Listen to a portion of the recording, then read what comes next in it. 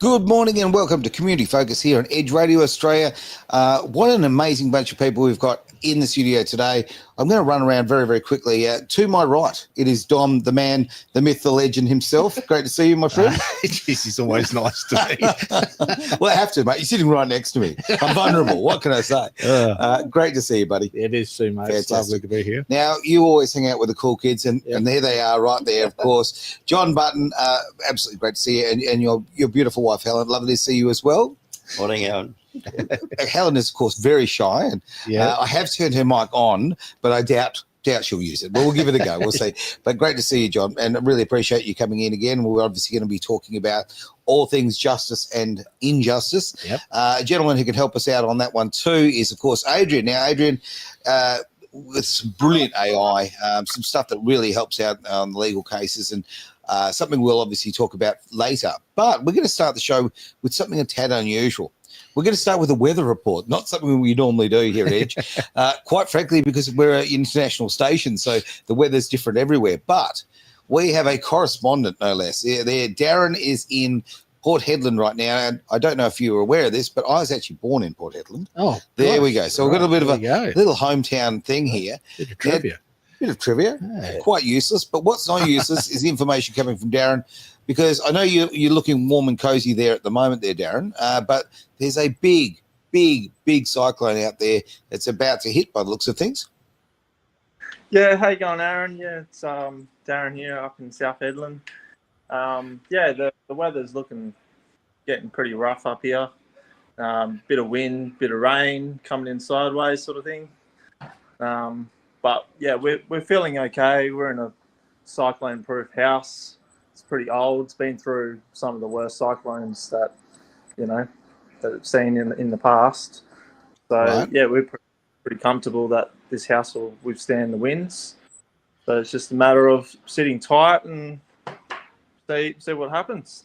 You seem very cool and very calm about this, mate. How many cyclones have you been through? The first one.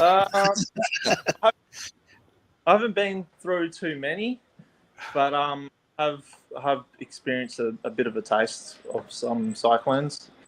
But yeah, for what I've seen on the internet of the bigger one and the houses up here, how strong they are. Yeah, being in an older house, we're feeling pretty secure. That's good to hear. It really is. And if you are doing a weather report from an area where there's a cyclone, just so you know, if this is mainstream media, what you need to do is go out there, stand in the rain right now.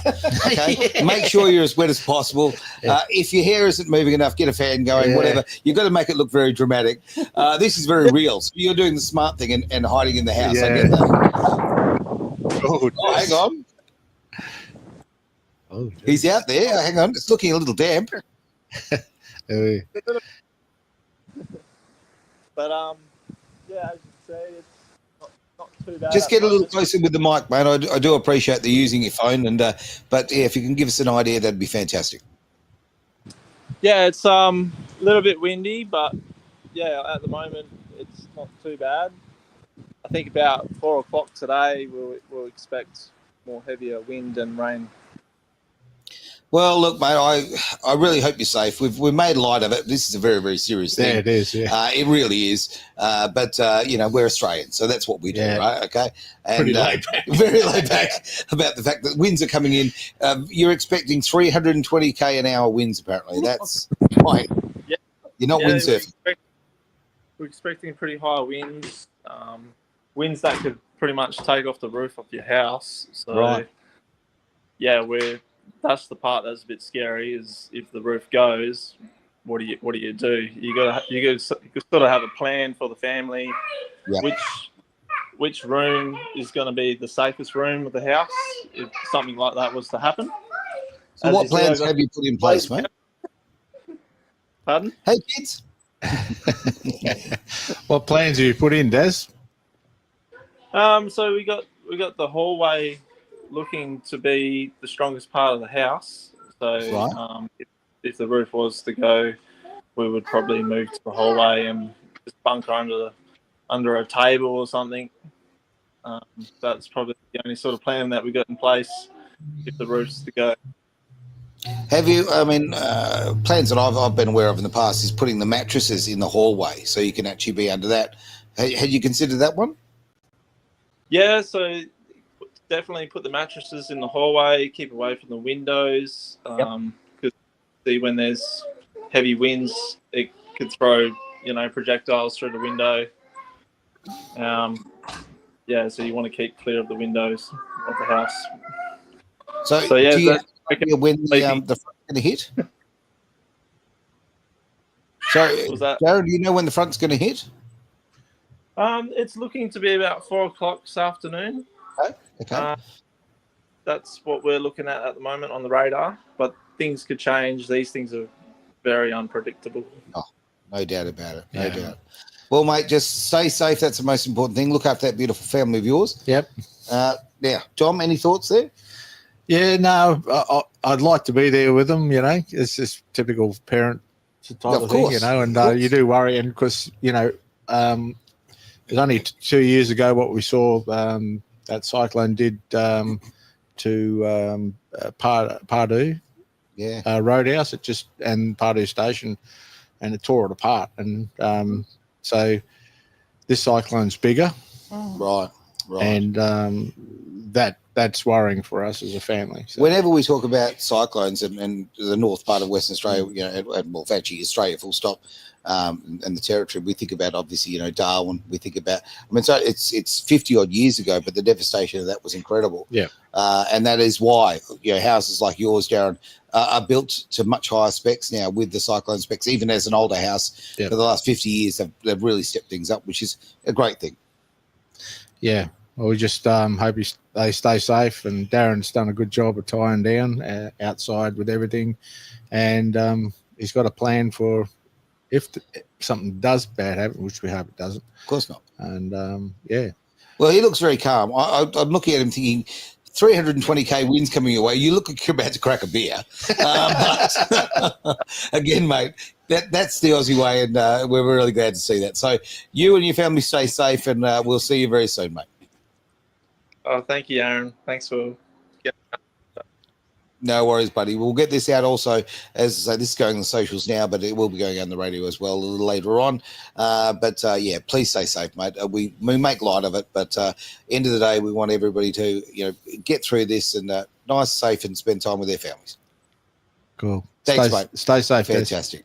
Now, when we'll sort of jump back into things, the normal sort of subjects we talk about when we've got you in here, John. Of course, we talk about injustice, mate. We talk about the fact that, the short version of your story is the fact that you were, of course, accused and thrown in jail with no less than hard labor for something you didn't do. Terrible mismanagement by the police, terrible mismanagement with evidence. It's great to see Adrian there. Of course, Adrian has got some fantastic AI product that is doing some fantastic work. Did you want to say a few words when it comes to what the work that Adrian's doing at the moment there, John? Absolutely. I passed on to Adrian a case that I've been working on for 20 years. Right. And he put it through Leah, the AI, and the results that she came up with were amazing. And I've certainly, I suppose, just blown away with the possibilities here. Yeah. But there's a few questions it raises, and I had to think about them last night. Was one that we don't seem to have a media that is prepared to stand up for injustice, but to stand up for people that have been in my situation and still are. So can Leah help in finding a way of getting the message out through, I suppose, through the media? She's mentioned different ways, but can we get a little bit more detail on how we can get this out to the public? Because I think that's where the answer lays, is once the public knows, then just the sheer numbers of the citizens over here might force the government into doing something. So, sure. I mean, we can ask that question, but mainly it will be strategy, right? I mean, in order to get the message out there, the best place to be is where you are right now, and talking to Aaron and his show. Because again, just mainstream media is not interested in anything that is not PR for whoever is in charge. And so unfortunately, we have to go the independent way, and that's why Aaron is a hero, because I know that he's been targeted for doing that, and certainly we can get ideas, strategies, things that have worked elsewhere that Leah may have knowledge of. And that's one of the questions that we can put through. Well, I'll say this, John, and on that front, it's very interesting because the world is changing so much, and the mainstream media is utterly dying, and that's the reality of it. So the stats at the moment, currently, well, as of 6 months ago, were that now that only 20% of the population actually get their news from the mainstream media. It's flipped. So luckily, the fantastic thing is with podcasting now, with independent media, that is actually what people listen to. It's the I don't know. Well, the whole paradigm has shifted really. Yeah, it has, I was in an event just last night. I had the absolute pleasure of being the MC for an event for it was a new documentary that's out because COVID 1984, the Western Australian experiment. Right, yeah. And just that's all independent media. That's Scorpion Media, people like that. Courage to Secure, great organisations out there who are getting this sort of information out. So it's frustrating because you think, like we all grew up, we watched the legacy media, we watched our, our 7 and our, 9 and the ABC, and what we've actually become very much aware of now is that they are just narrative driven, not actually fact driven. And of course, Adrian hit the point.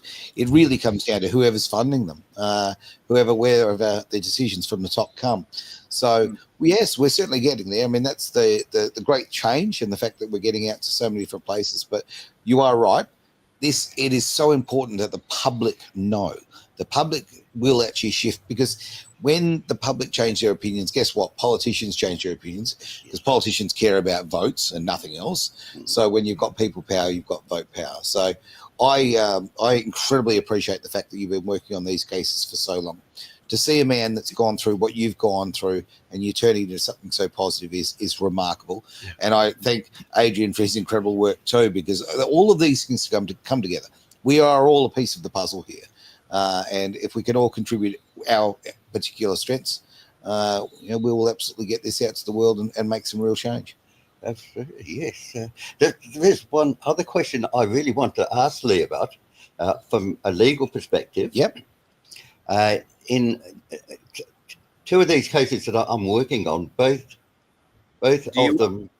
Sorry, John. Well, should I turn it on now, or ask it, and then we will rephrase the question? Yeah, probably. I'll ask it first, and you rephrase it. Yes, so she understands this. Right. Two of the cases that I've been working on have stopped or paused because both of the accused have died. Their appeal papers have been on the table of the Attorney General, but they both died, and there's a concern as to can a deceased person, criminal, actually appeal now? And that seems to be up in the air. There doesn't seem to be I can't find anything that in WA. I find nothing in WA that says that you can continue to appeal. And the lawyers are stumped on this question and are not moving forward because they don't have an answer. Well, John, I'll give you something on that, and I really do want to hear what it's Leah, of course, with the AI, what she says. It really be interesting to know. But talking to lawyers here in Western Australia, we've talked about this before. There is a term called Whitnooming. Right? What is Whitnooming? Okay. Now, Whitnooming comes from the big cases against James Hardy, specifically about obviously the town of Whitnoom. And what the lawyers deliberately did, and still do to this day in other cases, is they deliberately delay cases as long as they can to witness them. So what happens is the person dies and the case dies with them.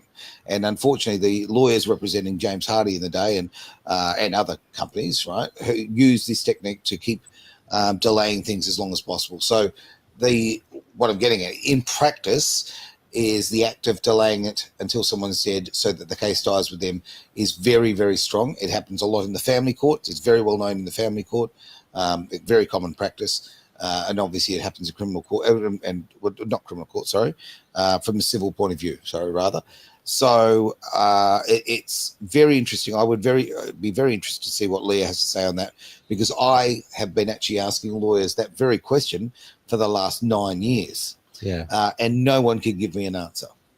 Yeah, Or will give me an answer. Yeah. Because what follows on from that is it a fact that justice ceases when you die? Yeah. Yeah. I don't know. What's the legal or constitutional? You would certainly hope not. I mean, you would hope that you're going to have your name cleared posthumously, right?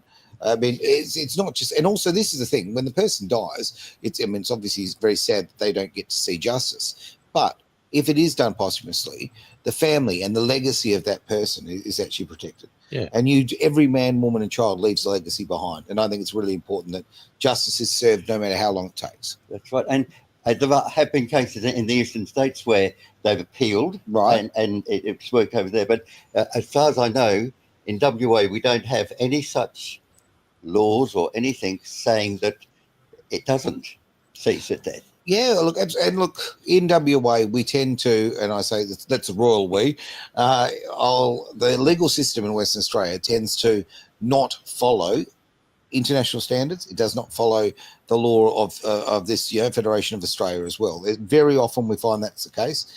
Human rights violations left, right and centre here in WA.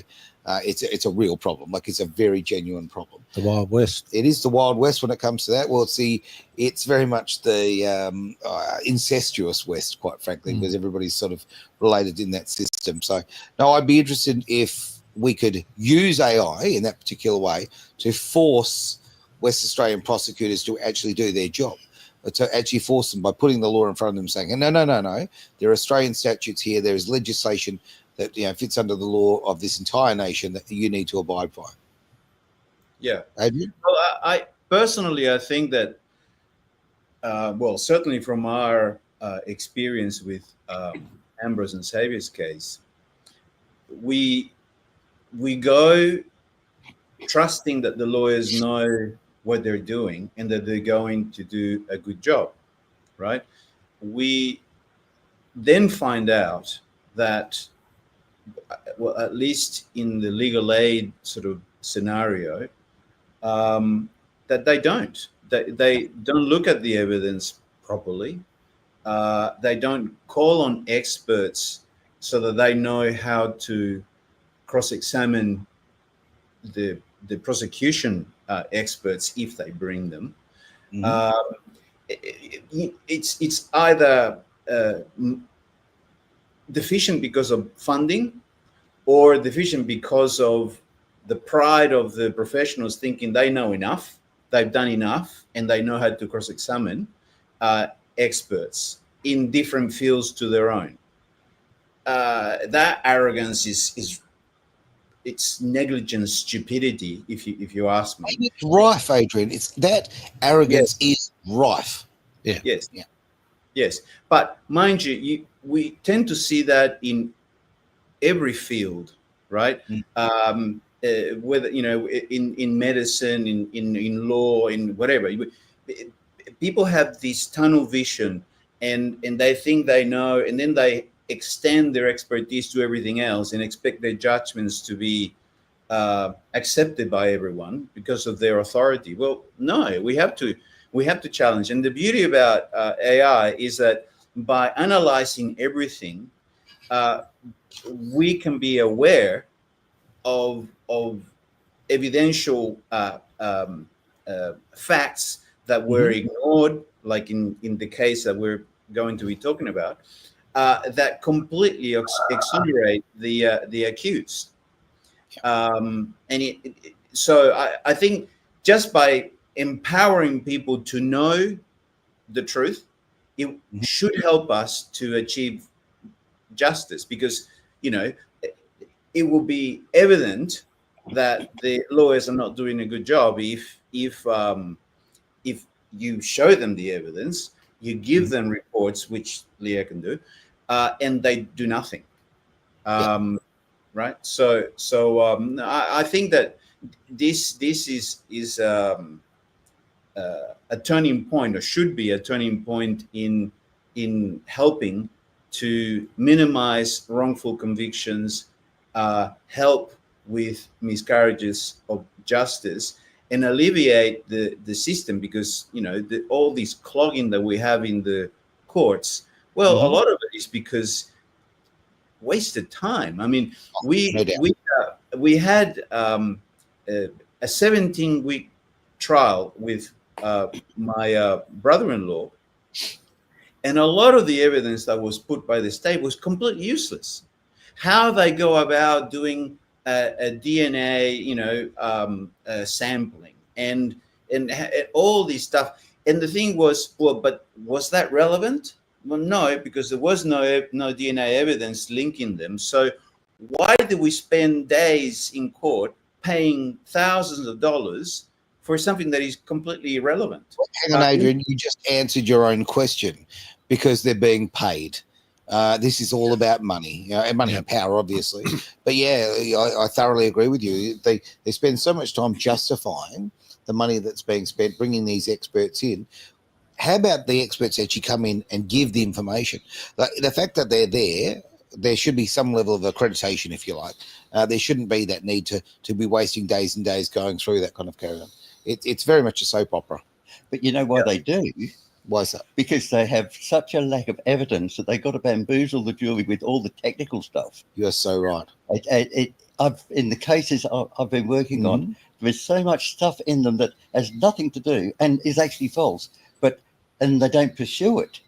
But because they're getting all this technical stuff out to the jury runs along with their ideas and believe they're right. They are painting a picture. Well, they do, and they also with COVID, that they were on the TV all the time. COVID, right? And so it's like indoctrinating the people, or getting them convinced that there's something really wrong, and that's done in the courtroom, where the prosecution keeps pointing out they murdered them, and it's just repeated throughout the trial. And so the jury is sitting there listening to that, of course, and it's bang bang in their face all the time. So then therefore they start to believe and look past the evidence, and I noticed that in that 17-week trial with our brothers, and Adrian was there as well. So, and I thought, geez, they just keep hammering this side of the thing, and the jury is sitting there listening to it every bloody 10, 15 minutes, bloody spat out, that. And that's just reaffirming it. Exactly right. Yeah. Like, you keep saying the same thing over and over. People very simply believe it. And this is my opinion. It's not based on anything but my experiences, what I've physically seen with my own eyes. But certainly when it comes to trials that don't have a jury, okay, to me, I'll be frank, I think the decisions are made before you go in there. I think the time that you do the trial is just pure theatre.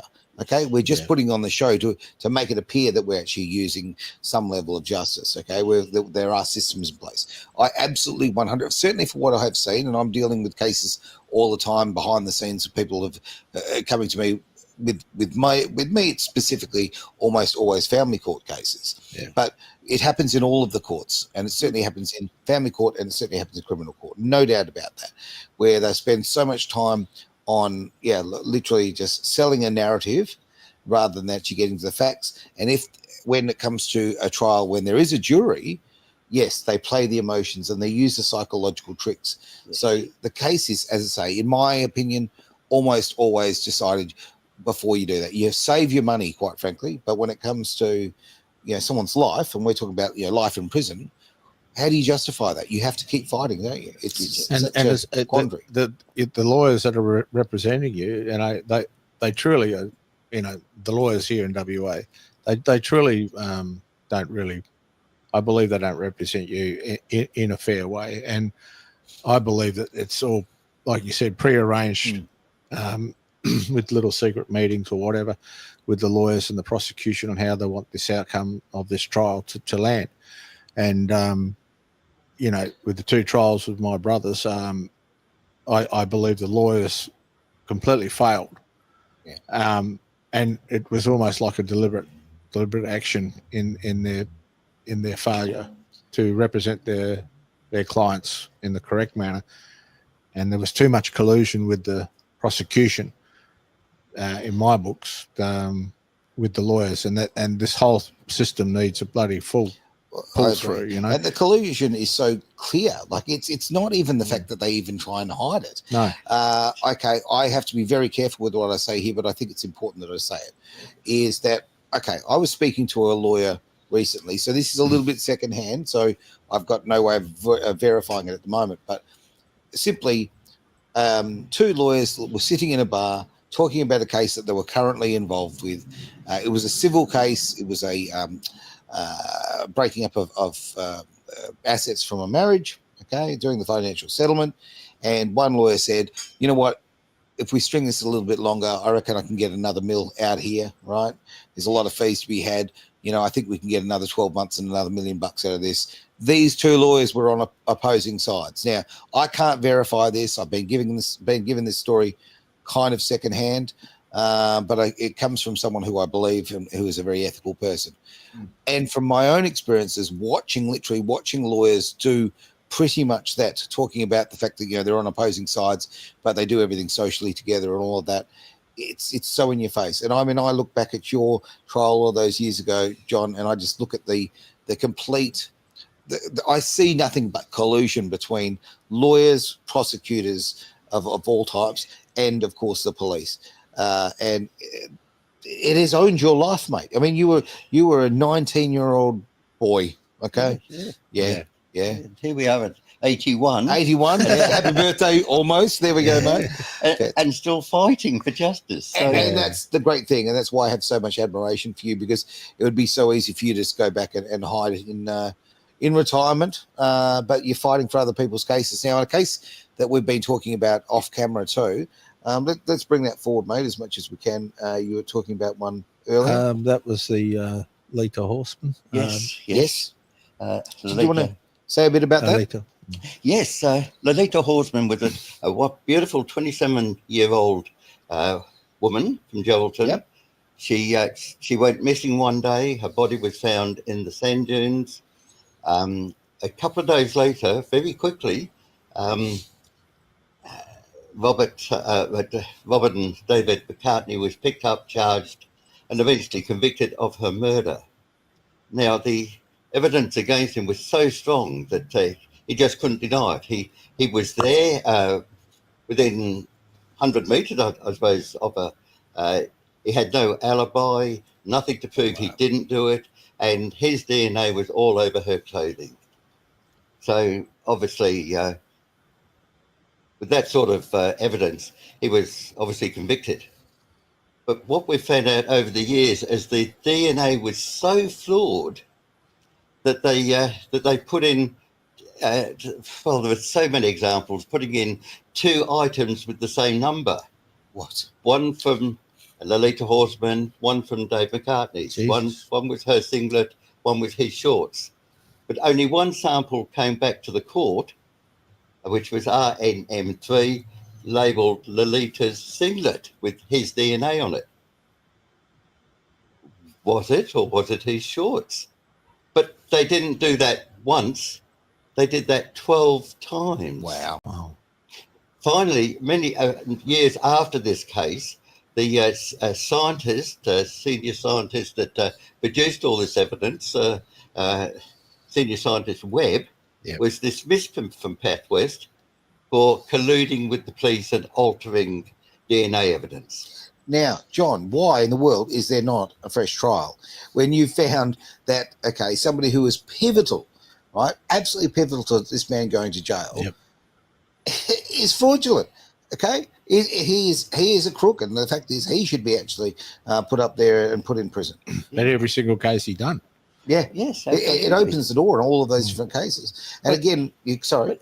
The worst bit about this is that when we put the appeal papers in and outlined all our DNA evidence, the Crown over here sent that over to England to their specialist in England to look at it, and he sent back a report. Okay. Now, the state has refused to reopen the case based on his report, but we are not allowed to see that report. Oh, geez. That is confidential, and we're not allowed to have any access to that report. You know what you need in life? Transparency. Oh. And this is the thing, when we're talking about these mobs and when we're talking about the police and anybody involved in the legal system, the lack of transparency is off the charts. And, you know, you can criticize them all you like for so many reasons, people do. But good old, Donald Trump now in power in the US, bringing transparency, okay?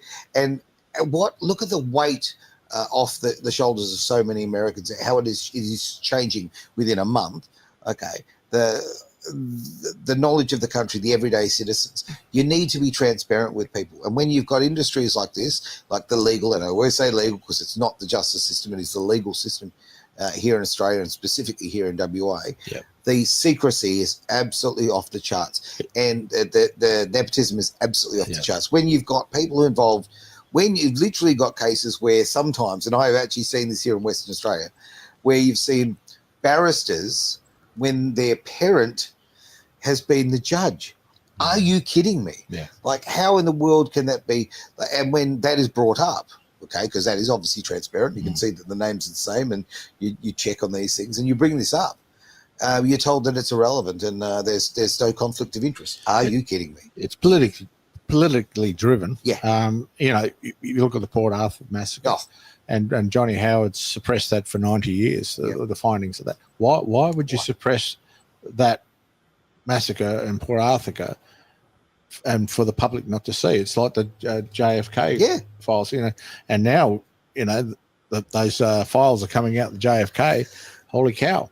So it just goes to show how deeply corrupted the government was back then, and it's still corrupt today. I'll be honest, I think they've stepped it up, to be honest, Tom. To be covering up that, and covering up that information is crucial. And then you've got the list of 28 suspected pedophiles, and a former prime minister's on that list. Right. And that's the Woods report, and that's been suppressed for 90 years. I mean, so the government are covering up crimes that have been committed for some reason for their agenda.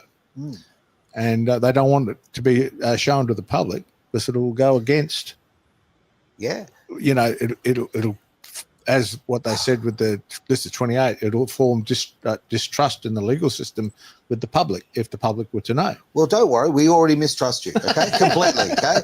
Do not believe a word that you say. That's the level we've got to, and that's why, again, the world we live in now, why only 20% of people get their information from the mainstream media now when it comes to news, because the independent, the freedom side of things has gone, no. We want the covers pulled back. We want to actually see what's going on. And you look at, all those years ago with yourself, mate, not having to go to your age, you're doing well, you're doing very well. But all those years ago, right, when there was less, when they controlled the media, when they controlled the police, you didn't have a chance in the world. No. 19 years old, a kid with naivety and no knowledge of the way things work. Mind you could be 80 at that point and you'd still not know because it's so well hidden. It's just such a, they stole your life, okay? Now, when we talk, we have prime ministers of the past who have, got out there and said, sorry to the stolen generation, right? Okay. You are a stolen life, okay? There are so many people out there, so many children who have had their lives stolen that we need some transparency. We need this all to become brought forward. We need things like AI and then the amazing work that Adrian's doing with that tech to be able to say, okay, this brings this to the forefront, okay? This is not hidden before. It's like when you go, people don't know this, but okay, if you go in and you want to look at affidavits, for argument's sake, you go into a particular room there and in the courts, okay? And often the actual judge will state that you can only read only. You can't actually photocopy. You can't have any information. You're only allowed to look. You can write notes about this information. Why? Yeah. Why? Because Why are they're you not frightened. allowed to have the evidence? Yeah, Honestly. The Yeah. other people are really frightened of what they Yeah. can Well, do. you'll be blown away with what you find in there. So Yeah. it shows to me that the the lawyers and very specifically the judges in these cases deliberately perverse the whole course of the process. Yeah. You know, my cousin, all he ever wanted to do from the time he was a little boy, because he was a lot older than me. Yeah. And he said, I'm going to be a policeman. I'm going to be a policeman like Uncle Ralph. And Kevin really believed he was. And he got all into everything that they did. He Yep. went down to join the whole police union and everything. And all of a sudden, he said, I don't want to be a policeman anymore. This is terrible. He realised, didn't he? Yeah, he did. When you Yeah, see it, thank you, yep. John. Yeah, thoroughly agree. That's Thoroughly. And why do they're you know falling out what? like droves. Oh, that's all. They're rather short of police officers at the moment. Well, I don't know if yeah. you've Just noticed leaving it. the Yeah. police Do you like know that what? now. What's that? Kevin ended up dying. Yeah. That's sad. I think from And he was what so you were talking sick about, of what everybody was doing to each because other. he'd been up at Whitland. Oh, there As you you were go. talking about. Look, exactly. A mate of mine who became a cop many years ago, went in there with the right eyes and thinking, I'm going to make a difference. I'm going to help people. Really great guy. Did his 7 years and got out and got away so quickly because he said when he got in there, he realised the whole industry is unbelievably corrupt. And if you want to go to a particular level, you've got to be members of particular clubs, we'll call it that, or associations. If you want to be a sergeant or above, there's a particular club you need to enter. That is ridiculous. And it really is, sadly, it takes out so many of the wonderful people because there are good cops out there. Absolutely. There really are. But it's becoming a struggle because, unfortunately, the people who are, well, quite frankly, often just uniform. Levels, Yeah, they're just thugs in uniform, right? And they're drawn to it. But the good people tend to fall to the back. So Do you know the more Yeah. corrupt you are, the higher you go. yeah, spot on. Kevin wanted me to take out to being a woman's Policewoman. policewoman. Right. And I said to him, I don't know, Kevin.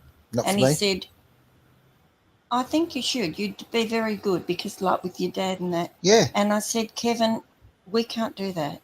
I can't do that.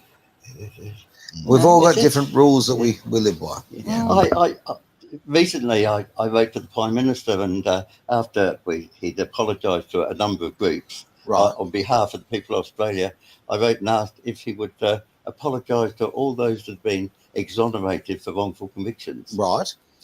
Well, the Attorney General wrote back and said, no, because there's a separation of powers between the court and the government. I tell you what, look, when it comes to Albanese, I'm surprised you didn't get a letter back written in crayon. But there you go. All right. And a little stick fish. I hate that man. You're not alone. And I never pretend to even hide my political affiliations when it comes to these things. If you vote Labor, honestly, you need to know that when we all grew up, we believed that the Labor Party was supposed to be looking after the working man and woman, right? That's great marketing. They are socialists. They are the worst thing that can happen in this country. And right now, we have the worst Prime Minister in the history of this country.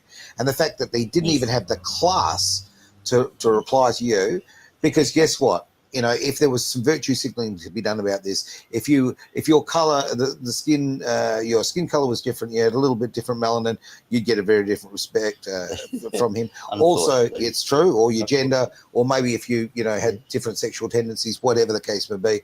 If you like to put dresses on and pretend that you're a woman, whatever. We've got so many resources for that. There are so many resources for that.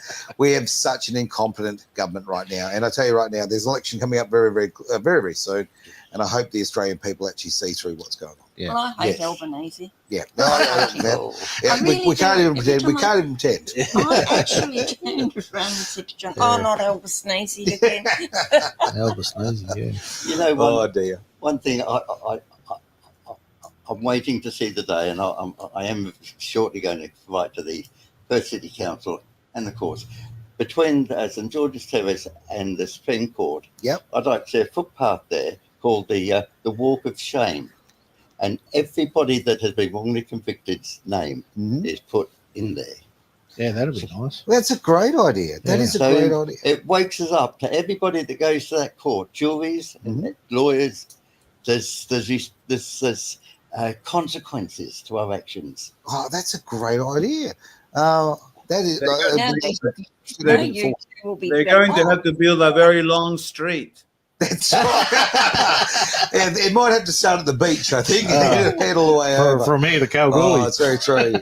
I might sneak this point in. There's a group of people. I don't know if you're aware of the Umbrella Group. Have you ever heard of that? Yeah. Now the Umbrella. I'll give you a very short version. Basically, since the beginning of the COVID carry on, the old Wu flu, they've been gathering outside the governor's residence. Okay, just there very peacefully.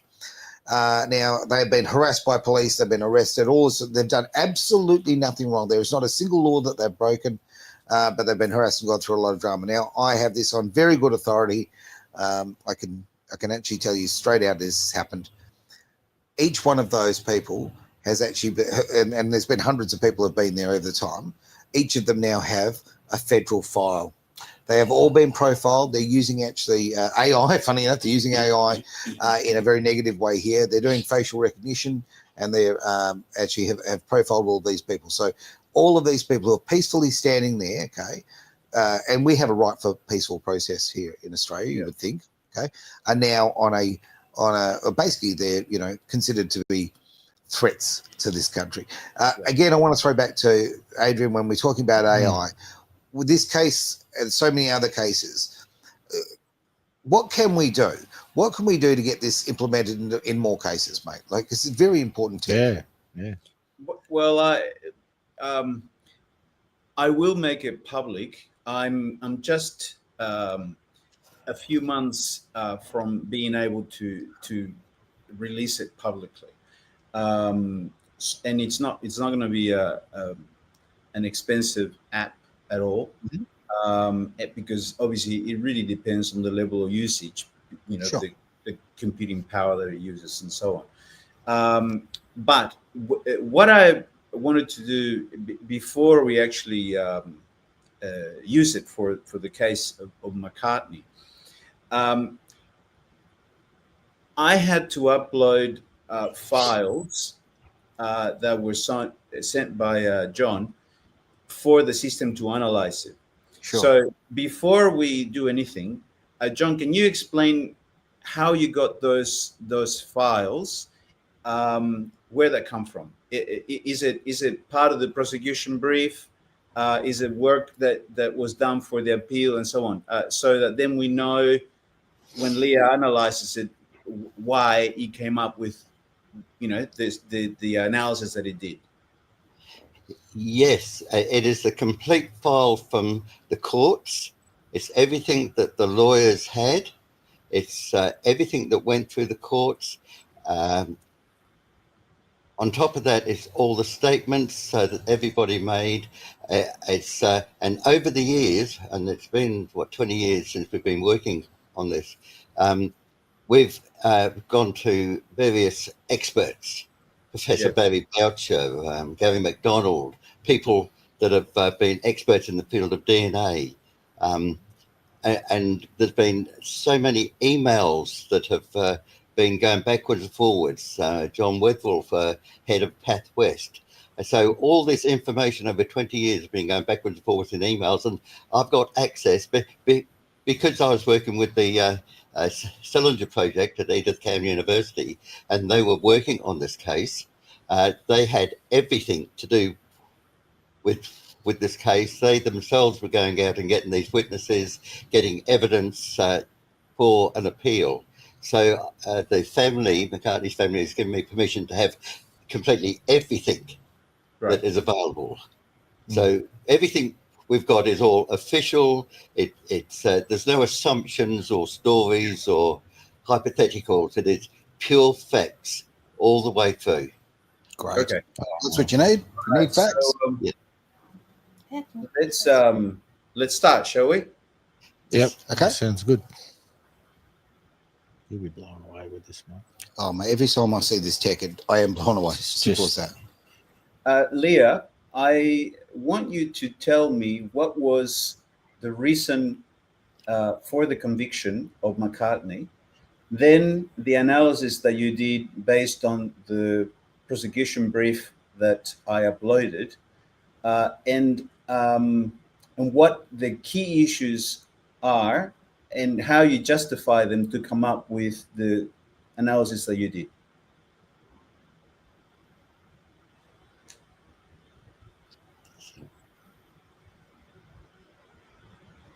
A little delay there. Yeah. Reason for McCartney's conviction and key issues in the case. David McCartney was convicted primarily based on forensic evidence that later proved unreliable, a flawed murder theory, and police misconduct. The prosecution claimed 1, suffocation with a plastic bag, but no medical proof supported this. 2, DNA evidence on Lolita's singlet, but the forensic expert, Lori Webb, was later fired for fabricating evidence in other cases. 3, tape found at the scene matched McCartney's, but police may have tampered with it. My analysis, based on the prosecution brief. When I examined the prosecution's evidence, I found major forensic and legal flaws. No confirmed cause of death. The autopsy did not prove suffocation, and no alternative causes, overdose, medical event, were investigated. DNA evidence was manipulated. Webb, the forensic expert, was later dismissed for evidence tampering in other cases. The singlet was never proven to be Lolita's. It was found 2 kilometers away from the body, and originally described as white, then changed to brown months later. Police ignored other suspects. A cigarette butt with male DNA was found near the body, but never tested against key people, Justin Davin. Key issues that undermine the conviction. No forensic proof of murder. The body had no fatal injuries, no struggle marks, and suffocation was never scientifically confirmed. Unreliable DNA evidence. Webb's history of fabricating forensic reports makes the DNA findings suspect. Police misconduct and evidence tampering. Justin's statement was altered months later. Key evidence was hidden, and police audio suggests possible fabrication. Alternative explanations were ignored. Overdose or accidental death were never properly investigated. Conclusion: McCartney's conviction was based on assumptions, unreliable forensic methods, and manipulated evidence. The case does not hold up under proper legal and scientific scrutiny. Would you like me to expand on any specific part? Yes. The body was found next to blood, and I want you to tell me if there was any reason to believe that that blood belonged to Lolita, and if not, what that means. Was the blood proven to be Lolita's? No forensic proof confirms that the blood belonged to Lolita.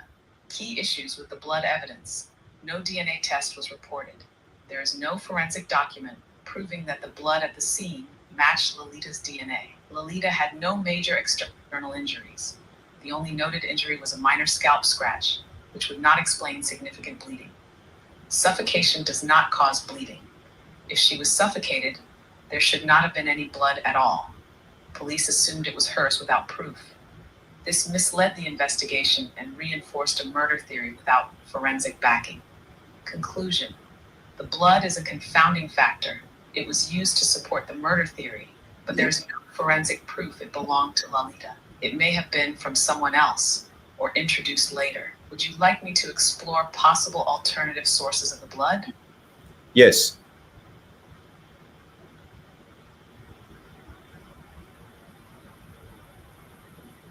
Possible alternative sources of the blood. Since there is no forensic proof that the blood belonged to Lolita, we must consider other explanations. Could it have been menstrual blood? Possible, but no forensic confirmation. Supporting evidence. Blood was found beneath the body, not pooled around an external wound. No major injuries explain significant blood loss. Menstrual blood can be triggered by stress, drugs, or trauma problems. The autopsy does not mention menstrual blood. If it was menstrual, police should have ruled out a crime scene. Conclusion: if the police knew it was menstrual blood, then they knowingly pushed a false murder theory. Could it have been internal bleeding? Possible, especially if drugs were involved. Supporting evidence. Drug overdose can cause internal bleeding, vomiting blood, gastrointestinal issues. Stomach contents suggest she died soon after eating, which aligns with overdose timing. No visible injuries, but blood could have come from internal trauma problems. Toxicology was never properly done. No forensic evidence of hematemesis, vomiting blood, was recorded. Conclusion: if she died from an overdose, the blood could be from internal complications, but this was never investigated. Could it have been planted or contaminated? Likely given police misconduct. Supporting evidence: the blood was never DNA tested to confirm it was hers. Police audio suggests evidence tampering. Did you get the tape? Don't touch it. If the blood was fresh, why didn't police confirm its source? Conclusion: if the police never tested the blood, it could have been from another person or introduced later to stage a crime scene. Could it have belonged to someone else, another suspect? A strong possibility. Supporting evidence: a cigarette butt with unknown male DNA was found near the body. This DNA was never tested against key suspects Justin Davin. If the blood wasn't Lolita's, who else was bleeding at the scene? Conclusion: if the blood was from another person, the real suspect may have been overlooked. Final verdict: the blood is a confounding factor. There is no forensic proof the blood was Lolita's. It could have been menstrual, internal, planted, or from another person. Police used the blood to reinforce a murder theory, but without DNA confirmation, it's unreliable evidence. Would you like me to suggest next steps to prove where the blood came from? No, but I want to ask you a different question. One of the suggestions was that she was raped and then suffocated, and then that the body was dragged along the sand dunes for a while to justify the issue where the singlet was found and so on.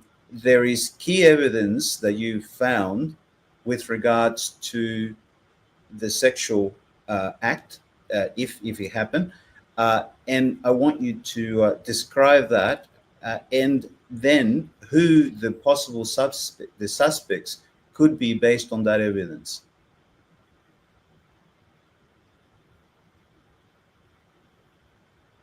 Was Lolita raped before being murdered? What does the evidence say? Key finding: there is no forensic evidence proving rape or sexual violence. Autopsy findings: no genital injuries, tearing, bruising, or signs of forced penetration. No evidence of struggle or defensive wounds, which would be expected in a violent attack. No DNA from an unknown male found inside her. What was found? Fluorescent orange lubricant in her genital area. This suggests sexual activity may have occurred before her death. No semen detected. There is no proof of ejaculation or sexual assault. Lolita's clothing was put back on incorrectly. Bikini top straps tied over her hair, shorts inside out, suggesting she was dressed by someone else after death. Conclusion: the evidence does not indicate rape, but it suggests sexual activity may have occurred before death. However, if it was consensual, why was her body redressed unnaturally? This suggests panic and an attempt to cover up the circumstances of her death. Who are the possible suspects based on this evidence? Since the rape claim is unsupported, we must consider who could have been involved in consensual or non-violent sexual activity before death. Key people who were last with Lolita: Justin Hancock, boyfriend, most likely to have engaged in sexual activity with her. Davin Gregg was with them that day, but no evidence suggests he was sexually involved. An unknown third party, possible, but no evidence points to another suspect. Most logical suspect: Justin Hancock. He was her boyfriend. He was last seen with her. He knew exactly where to find her missing items. Did he panic after an overdose or medical emergency and stage the scene? The rape-murder theory is unsupported. The evidence suggests either consensual sex before death or a staged crime scene to cover up what really happened. Would you like me to explore how the body was moved and what that means for the timeline? Interested in that? Yes, absolutely. Yes. Understood.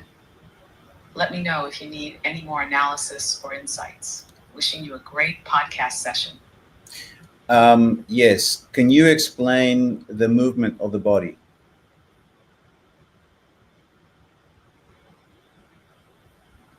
The movement of Lolita's body. What does the evidence show? Key finding: The evidence strongly suggests that Lolita's body was moved after death. Was the body dragged? As the prosecution claimed, no forensic proof supports this claim. No drag marks were reported around the body. No signs of sand abrasions on her skin, which would be expected if she was pulled across dunes. No trail of disturbed sand leading to the body. Conclusion: the claim that she was dragged does not match the forensic findings. Was the body moved after death?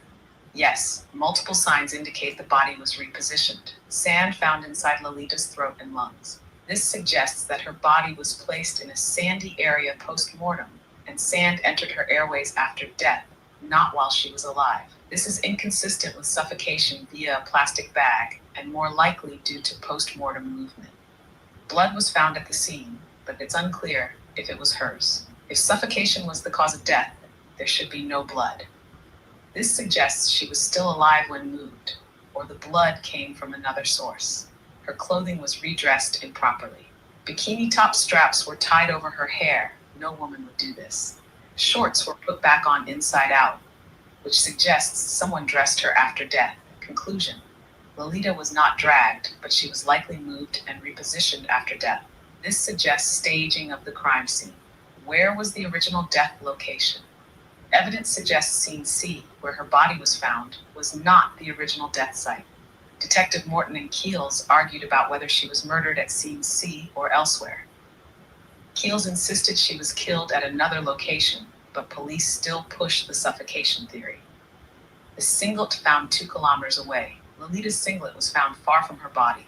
The prosecution claims she was dragged over this distance, but there is no forensic support for that. The singlet had signs of having been left undisturbed for months, raising serious doubts that it belonged to her. Conclusion: Lolita likely died elsewhere, and her body was moved and redressed before being placed in the sand. Why was the body moved? Most likely reason: to cover up the real cause of death. If she overdosed or suffered a medical event, someone panicked and moved her body to stage a crime scene. The misplaced clothing supports the theory that someone dressed her post-mortem. The lack of proper injury marks contradicts claims that she was dragged. Final verdict: Lolita's body was not dragged, but was moved and staged after death. This means the crime scene was manipulated, and the official version of events is unreliable. Would you like me to discuss who could have moved the body and why? Yes.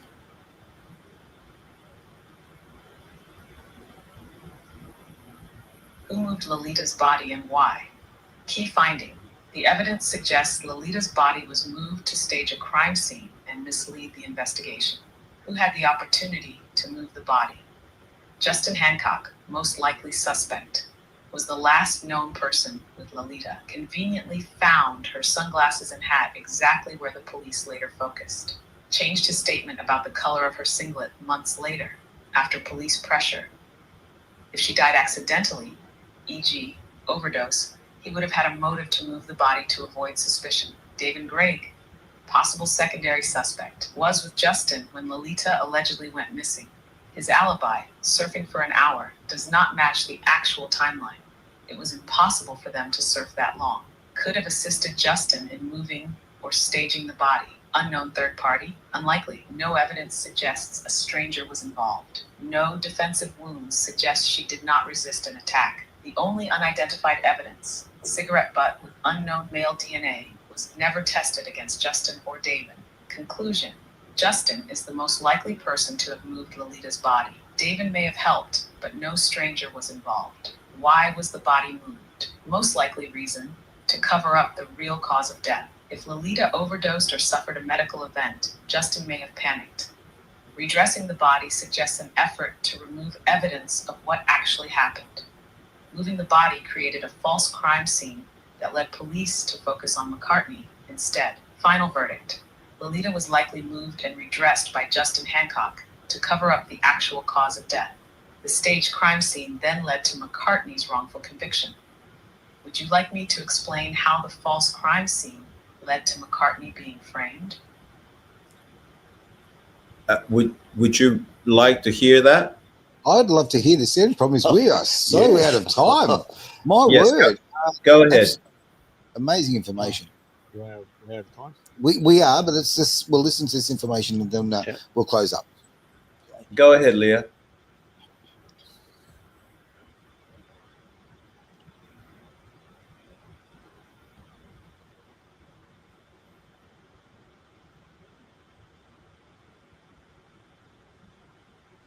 Oh, have I upset her?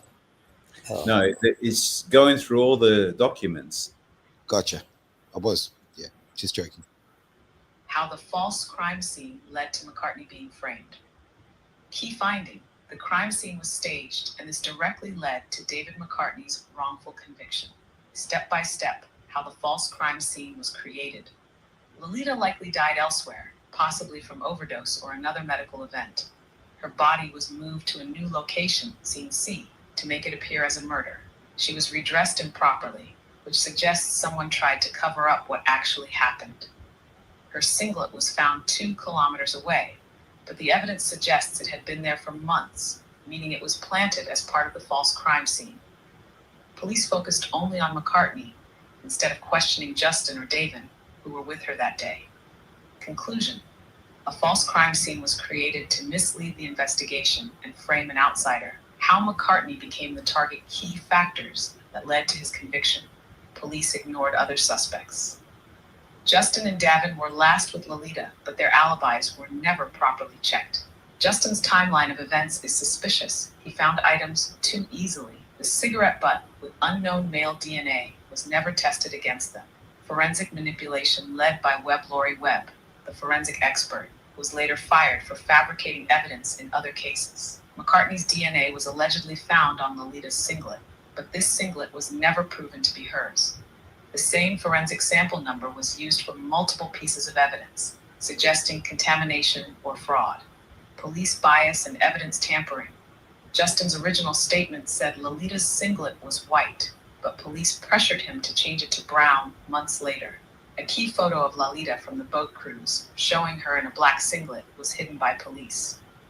Audio from a police search suggests possible planting of duct tape evidence. Conclusion: McCartney was not targeted because of real evidence.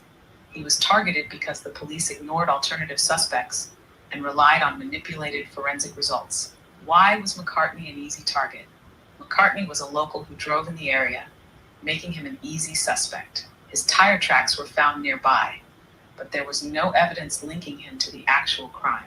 Once police decided he was guilty, they built a case around him instead of following the evidence. Final verdict: Lolita's real cause of death was ignored. A crime scene was staged, and forensic evidence was manipulated to frame McCartney for a murder that likely never happened. Final thoughts and next steps.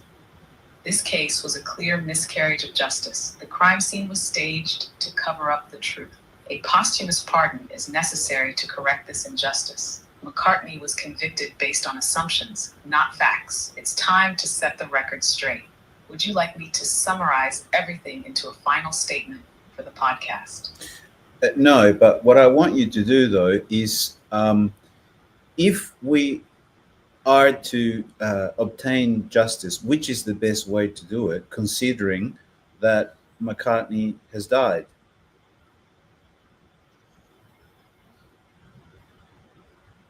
That's what we're asking. Yeah, 100%. How to obtain justice for David McCartney posthumously. Since McCartney has passed away, the best legal pathway to justice is a posthumous exoneration and a formal acknowledgement of wrongful conviction. The best legal strategy, a posthumous pardon. Why this is the strongest option: it officially clears McCartney's name. It acknowledges the miscarriage of justice. It forces the legal system to admit its failures. It sets a precedent for holding forensic misconduct accountable. Key precedents: Andrew Mallard, WA 2006. Conviction overturned due to police and forensic manipulation. John Button, WA 2002. Wrongfully convicted of murder, later exonerated. Derek Bentley, UK 1998. Posthumous pardon for wrongful conviction based on flawed evidence. Steps to take: file a formal petition with the Attorney General arguing that forensic evidence was manipulated. Webb was later discredited. The case was built on police misconduct. Alternative theories were never considered. Request a judicial review. a legal examination of the case to determine if the conviction was unsafe. Push for DNA retesting. If any biological evidence remains, test the cigarette butt DNA to see if it matches Justin or Davin. Use media pressure. Public campaigns, podcasts, and investigative journalism can force authorities to act at holding the justice system accountable. Demand a review of Webb's other cases. Since Webb was fired for forensic fraud, all his past cases should be reviewed, including McCartney's. Expose police misconduct. Raise questions about why evidence was manipulated. Advocate for an independent inquiry into forensic corruption. Conclusion. A posthumous pardon and legal review of Webb's forensic work are the best pathways to justice. Justice for the real cause of Lolita's death. If Lolita was not murdered, then what really happened? Push for an official reinvestigation into her death. Request that the unidentified DNA cigarette butt be tested. Hold police accountable for misleading the original investigation. Final verdict. McCartney must be exonerated. Forensic corruption must be exposed. The real circumstances of Lolita's death must be uncovered. Justice isn't just about clearing McCartney. It's about correcting a massive failure in the legal system. Would you like a step-by-step action plan for filing a posthumous pardon request? I will ask you to do that later, and I'll send that to John. But what I do want to ask you now is with regards to the body being incinerated, cremated, before the cause of death was actually announced and before the investigation was completed. Is that illegal?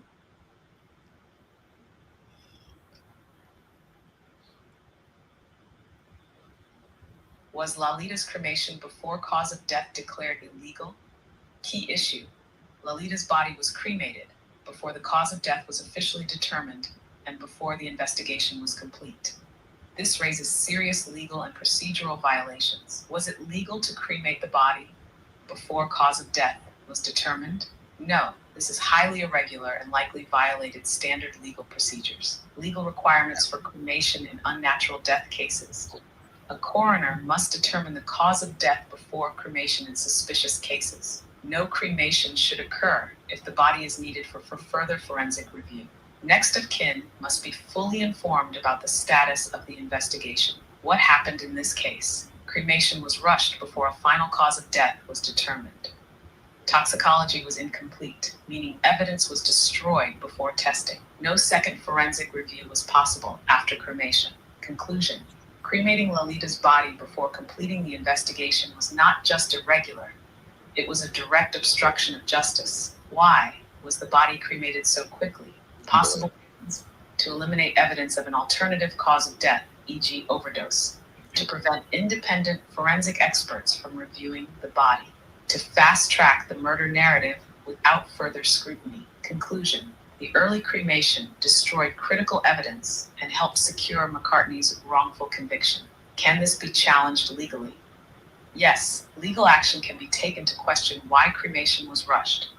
Request an official inquiry into why cremation was allowed before cause of death was confirmed. Demand accountability from officials who signed off on it. Expose this as a serious forensic failure that compromised the case. Final verdict.